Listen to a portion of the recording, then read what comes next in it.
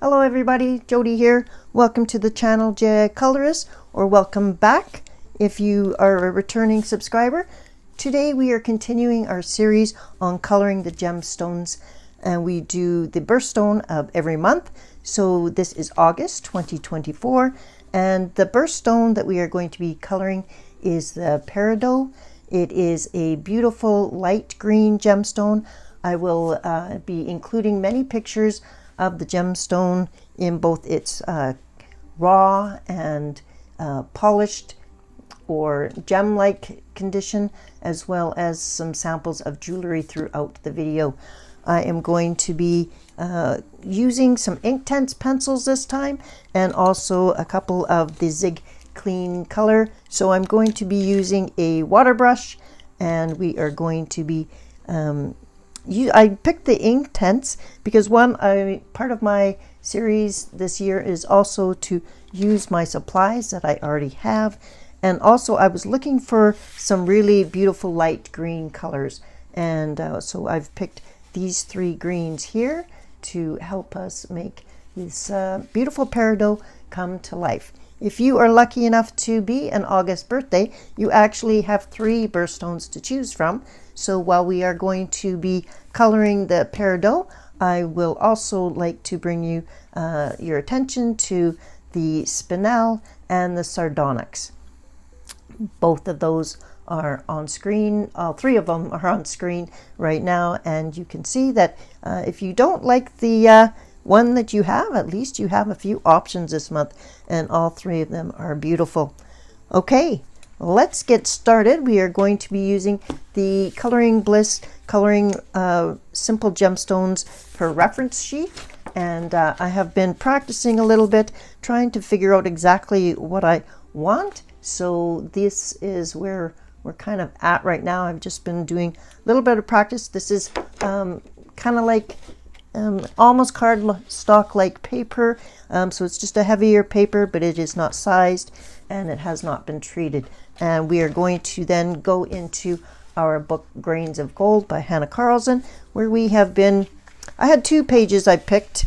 The first one I picked was this page because I thought this would look really pretty as a light green gemstone, as a Peridot. I think I'm going to go with this page, and I selected a color palette, 193, because it had the really light green that I was looking for, and then it also had some complementary colors with for some flowers. So I thought that I would get the gems done in this video, and maybe we would start on the flowers, and then I will leave you as per normal, and I will complete the page on my own and bring you back for a final look.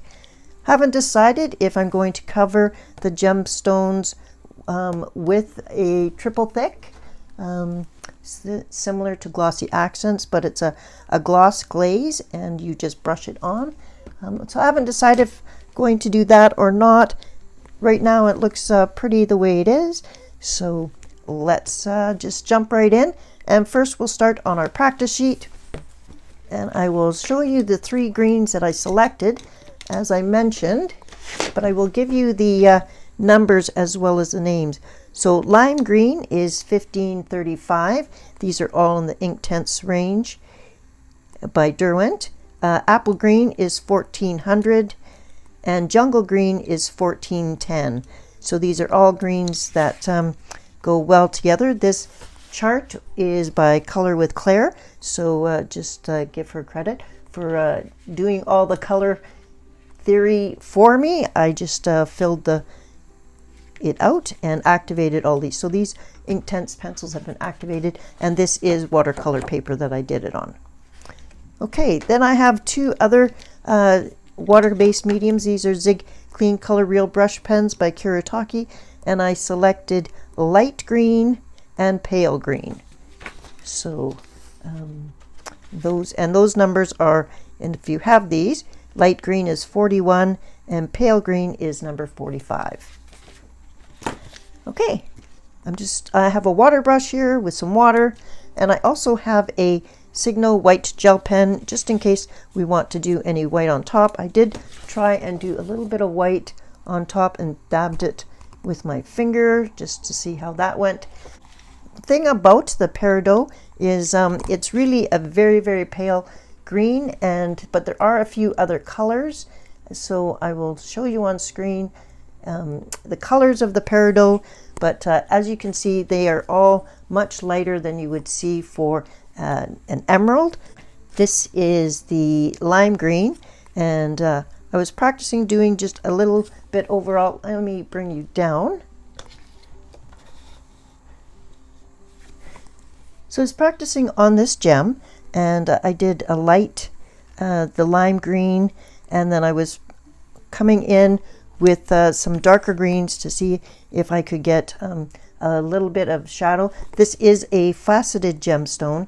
It is formed from a crystal, so it is going to be faceted. So there will be some refraction and some light shining through. So that's what I was trying to get. And if you see on screen, there's quite a few lighter areas and then some darker areas.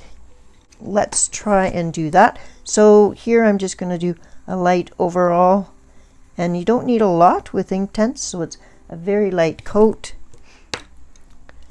And then I'm actually going to come in with the jungle green this time, and I'm just going to go and do a little bit in this one corner,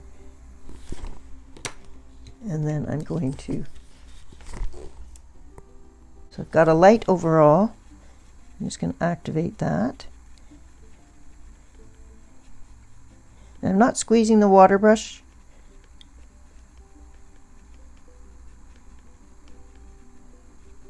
So I'm just trying to bring out a little bit of the, and see how that looks. So that's fine. I'm going to leave that there. This is going to be a really simple gemstone because I'm using the water-based mediums. You're going to have to, if you want to do a bunch of layers, you have to wait for them to dry. So I'm just going to try a few different scenarios. So this is the jungle green. Put a little bit on top this time. And this time I'm going to come in with my pale green, which is my lightest color. And I'm going to actually put in some in the corners there. And then I'm going to come in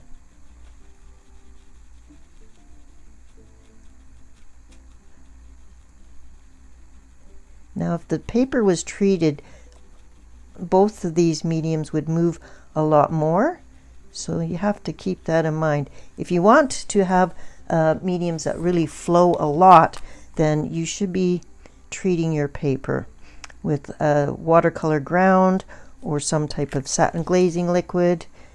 I've never tried that. I have used watercolor ground and gesso extensively though, so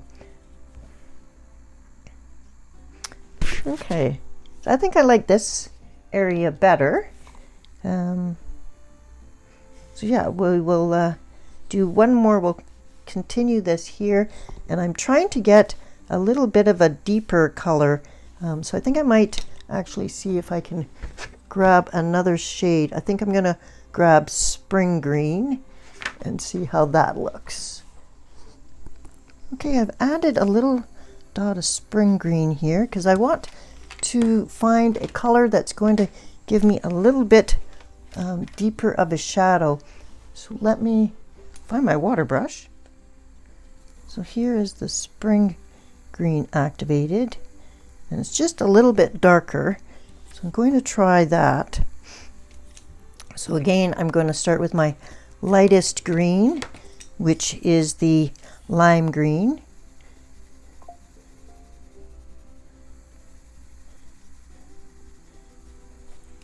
And then I'm actually going to do the whole very light. Get you in frame, sorry about that. And then this is the spring green. I'm going to do some shadow.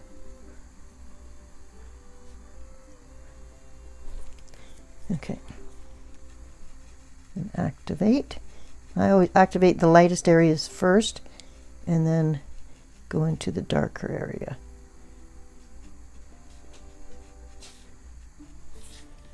Okay, it wasn't too much darker, so I will let that dry. While that's dry, I can actually come over here and try it over here. Okay, I think what we're going to do is just have to transfer our little skills to our coloring book and just go for it. Okay. So I have you zoomed in here, and this is the first flower, and I'll just zoom you back out a little bit. So I have done this flower here, being careful not to oversaturate the page, so I don't want any bleed through. As I mentioned, I have not treated this paper. I thought about doing it, but I just simply didn't have the extra 24 hours to allow the paper to dry. So we are just going to go for it and be as careful as possible. I am going to keep these all try to do them light green, and because that's the beautiful hue of a peridot. I'm going to also do some facts that I learned about this beautiful gemstone. This is the lime green. Let's start our information off with a bit of history and what the meaning of the word peridot is. It's a French word meaning unclear, and that is because of the numerous ambiguities found within the gemstone. And I'm just going to put it in some of the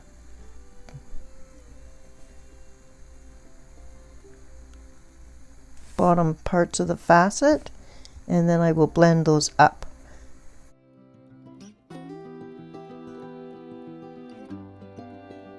And then to have my darkest green, which is going to be the spring green that I just selected, I'm going to put that underneath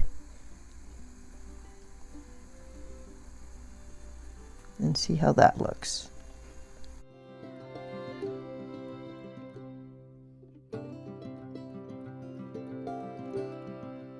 And blend it in a little bit more with the lime green.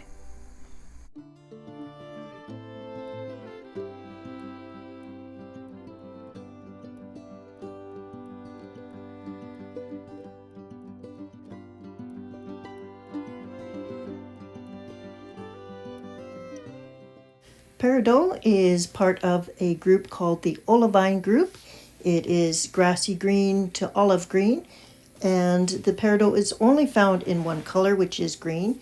The shade and depth of green color comes from the amount of iron present in the stone itself. The deeper the green, the smaller the amount of iron that is present. Historical figures that enjoyed peridot were the Egypt, including Cleopatra, who had many peridot who thought they were actually emeralds.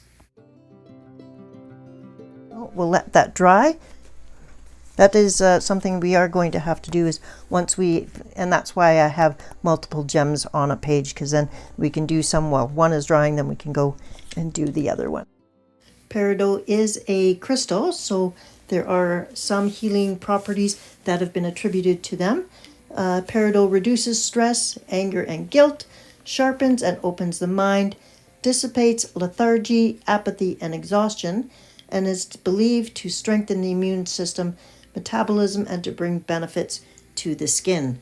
So a whole bunch of good positive things. Okay, this is apple green. And I'm going to do the top this time. I don't want them all to look the same. There have been some meteorites found that have the minerals that are similar to peridot. They're not gem quality, but I thought it was interesting. And this time we've got spring green. On the Mohs hardness scale, this stone is 6.5 to 7 out of 10, 10 being a diamond, which would be the hardest. I've got a cloth on the side here, and just drying off my water brush,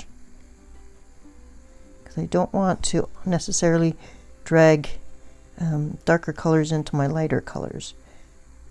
Since the stone is only a 6.5, You will want to protect it from scratches and sharp blows, and also avoid large temperature changes, so best keep it in a jewelry box. The Peridot are found in quite a few different places around the world, including China, Myanmar, Pakistan, and they are even mined or found in the southern parts of the southwest parts of the United States. So it is a plentiful gem, so it's not super rare, and that makes it affordable. Lots of people can own them, which is nice. Okay, we're going to let that dry, and I'm going to switch down to the second. This time we're going to try the Zig, and I'm going to use the pale green and see how that goes. What's nice about the Zig is its instant color. A few handling instructions. If you are lucky enough to own some Peridot jewelry, you can clean it with warm soapy water, and again just protect it from scratches and sharp blows, so be careful if you have it in a ring or a loose bracelet that you're not banging it around. Now, because the Zig is a wet medium already, I'm going to leave this one dry a little bit before I activate the Inktense. I can bring out the darker one.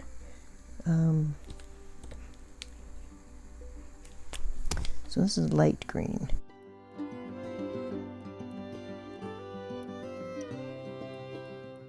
I like the Zig Clean for a couple of reasons, and one though is the super fine tip,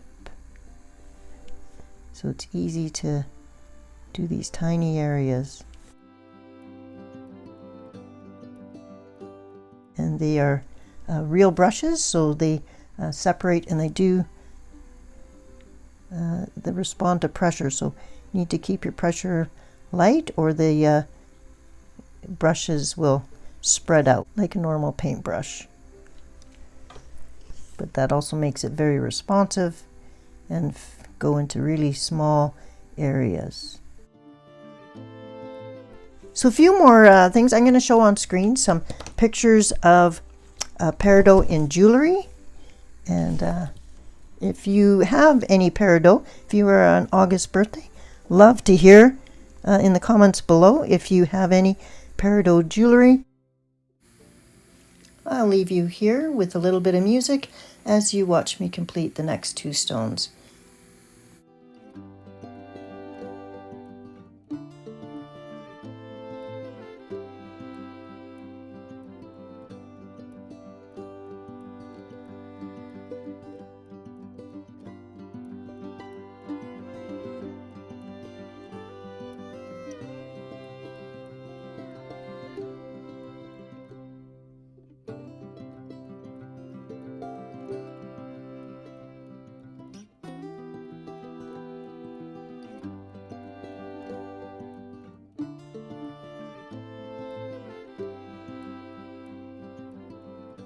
So here we are, how we're looking, and I think I like this one and this one quite good. I do think that it's so the lime green is definitely a good start, a good base color for the Peridot, and then we can add some other green shades to it. One is jungle green. I haven't used that one yet, so we'll do some of that.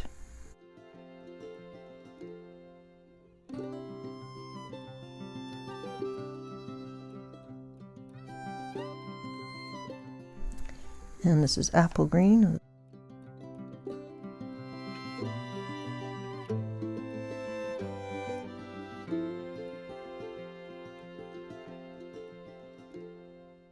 Once the Inktense has fully dried, if you're thinking it's not bright enough, then you can go back in with another layer. And as long as you've fully activated the first layer, then it will be permanent. If you don't actually scrub and activate all of the pigment though, it will move again the next time you apply water. So you do need to make sure you are activating all of the pigment in order to make it permanent. And that just takes a little bit of practice. There. I like that. This one here, not totally happy with, so I'm going to come in and make some adjustments.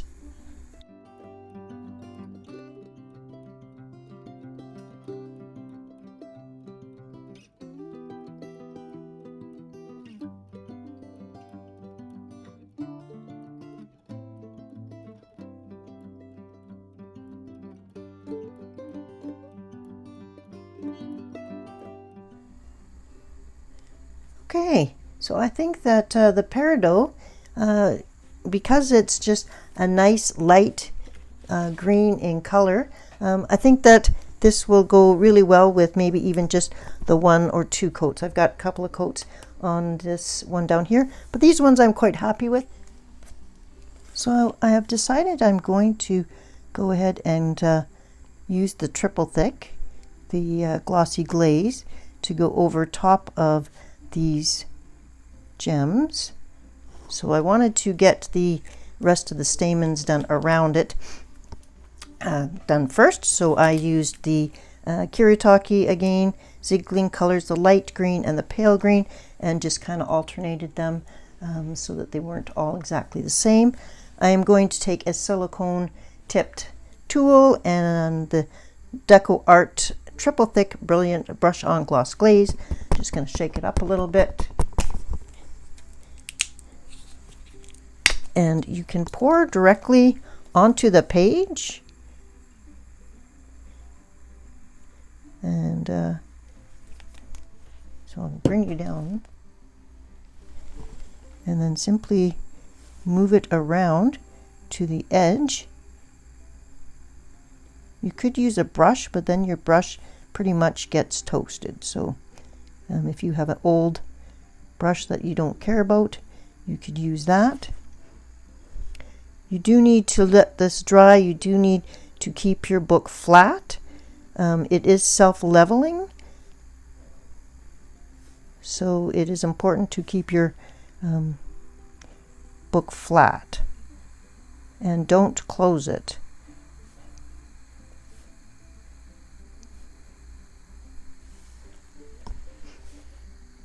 And if you have gone outside the lines, you need to rectify that, because you will not be able to get it off of the paper afterwards. So just keep it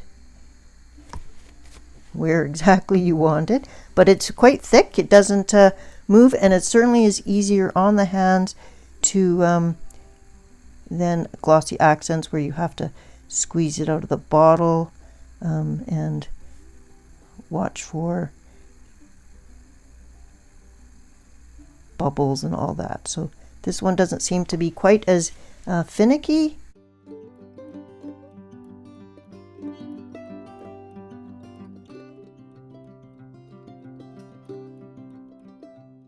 So I will go ahead and do that to the other ones. Then I will be waiting for this to dry. And what I might do is these 3 and then not the bottom one, so that you can see the difference between how the glaze would look. Okay, I'll be back in a while. While we wait for the Triple Think to dry, I'm coming in with my apple green and just adding a little bit more green to a few areas on here. And you can leave it unactivated, but if you're going to add the Triple Think, that's a wet medium and it would muddy that up. So I'm going to need to activate anything that I put down if I plan on using the Triple Think. So yes, you can use Inktense dry, but if you plan on putting anything wet on top of it, then no, that's not a good idea to leave it. So Okay, we will be back when this is dried. Okay, here we are back with a look at the grains of gold, and I have, sorry for the lighting, there is some sun coming in and I'm trying to get this filmed at a decent hour. So this has gone and dried. This was again the Deco Art Triple Think, and what I'm going to do, what I have already done around 2 of the outside,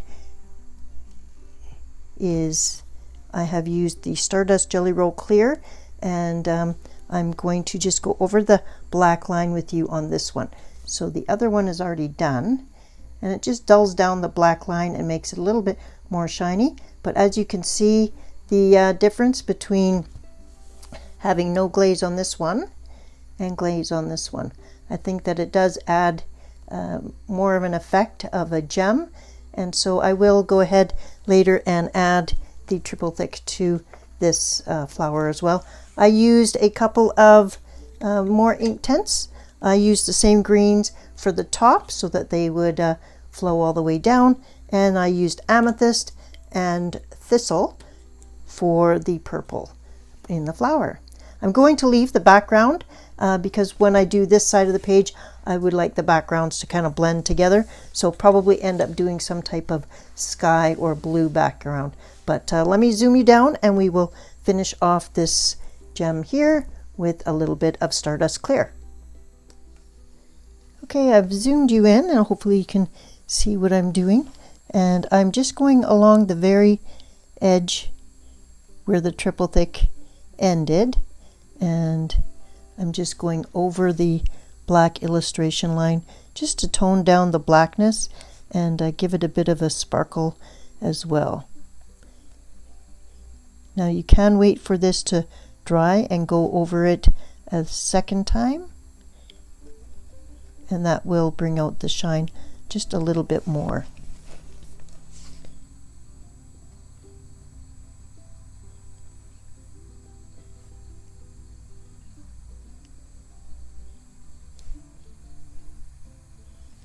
For above the flowers, I used some Ranger yellow glitter glue, some stickles there and there, and I just so